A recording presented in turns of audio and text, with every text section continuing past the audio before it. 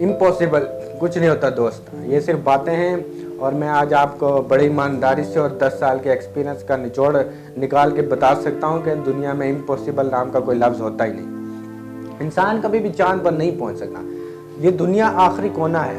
Doctor लीदी forest बहुत बड़े साइंसदान हुए, इन्होंने एक स्टेटमेंट पास किया कि 1955 के अंदर 1955 ही पास द स्टेटमेंट कि इंसान कभी भी चांद पर नहीं पहुंच पाएगा। It is impossible for a human being to cross earth globe.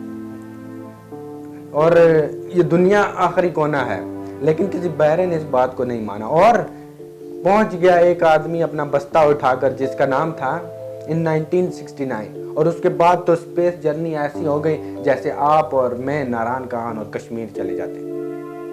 Broad kelvin बहुत बड़े साइंटिस्ट हुए, इन्होंने स्टेटमेंट लाया कि सिर्फ परिंदे उड़ सकते हैं, हवा से भारी मशीन कभी भी उड़ नहीं सकती। इट इज इम्पॉसिबल कि हवा से कुछ भी बारा हो और वो उड़ सके, क्योंकि ग्रेविटी उसको गिरा देगा। लेकिन तमाचा मारा इन लोगों ने, तमाचा मारा और लिख के दिया कि हमने साइकिल के स्पेयर पार्ट से इंसानों को परिंदा बना दिया। साइकिल के स्पेयर पार्ट से इंसानों को परिंदा बना दिया। 16 साल लगे राइट ब्रदर को जहाज बनाने में, लेकिन इन लोगों ने उन लोगों की बात नहीं मानी जो कहते थे कि हवा से कुछ भी भारी हो उड़ सके।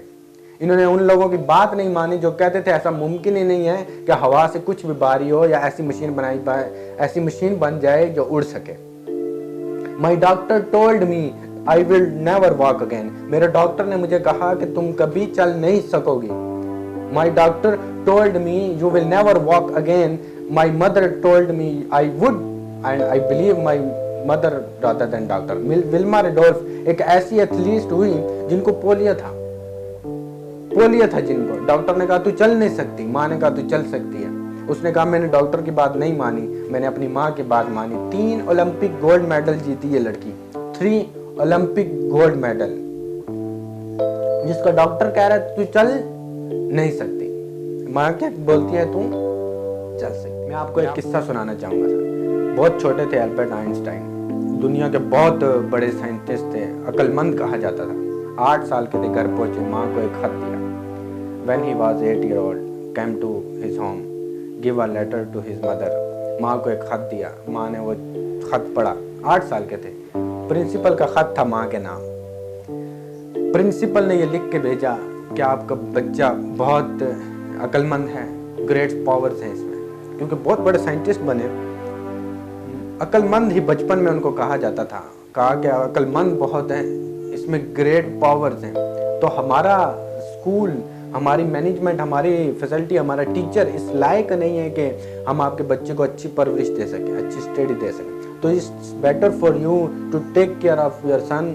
आप अपने बच्चे को घर में पढ़ाएं, हम लायक नहीं है कि आपके बच्चे को पढ़ा सकें। तो उसके माँ ने पढ़ते पढ़ते आंखों में आंसू ले आई और उन्होंने बच्चे को कहा कि कल से तू स्कूल नहीं जाएगा, मैं तेरी परवरिश घर में करेंगे। क्योंकि उसका टीचर अपने आप को इस लायक नहीं समझते।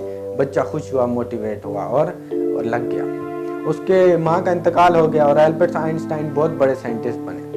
आइंस्टाइन जब बहुत बड़े साइंटिस्ट हुए, मकान शिफ्ट कर रहे थे। अपनी ज़िंदगी का सच्चा वाक़या अपनी ऑटोबायोग्राफी में लिखते हैं, जब मैं मकान शिफ्ट कर रहा था तो एक ड्रॉस के अंदर मुझे वही फोल्डेड रखा हुआ वही ख़त मिला। जब मैंने उसको हटाया, फोल्डिंग को खोला, तो वो उसी टीचर का लेटर था जो बहुत साल पहले टीचर ने मुझे हाथ में दिया था और मैंने अपनी माँ के हाथ में रखा था। वो बड़ी खुशी से पढ़ने लगे उस खत को, और जैसे ही उन्होंने खत पढ़ा और जार जार रोने लगे।